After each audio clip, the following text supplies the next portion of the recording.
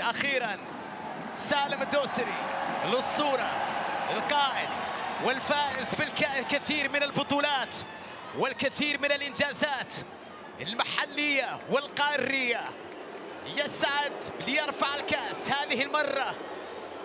هذه المرة كقائد للزعيم بعد أن كانت سنوات من العديد من النجوم والقادة في تاريخ الهلال.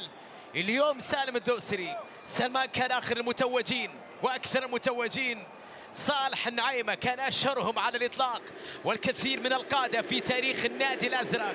اليوم تورنيدو سالم الدوسري وجماهير تردد لسالم شيل الكاس.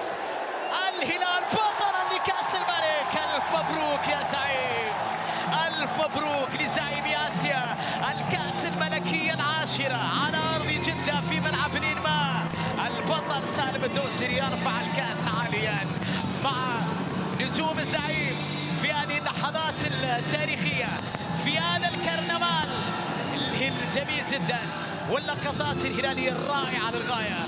ينتهي كل شيء سيداتي وسادتي، يفوز الهلال بلقب جديد، بكأس جديدة، ببطولة جديدة، يتوج الزعيم ليكون يوما من أيام الفرح للهلال. نشكركم على حسن المتابعة سيداتي وسادتي، لا تذهبوا بعيدا، سنبقى مع حضراتكم في هذه اللقطات الجميلة بالتأكيد من ملعب الإنماء. وفريق عمل 8 لا زال مستمر مع حضراتكم في هذه التغطية الموسعة والكبيرة لأحداث النهائي الكبير. الآن عودة للزميل العزيز عمر التغيمان بعد لحظات من التتويج.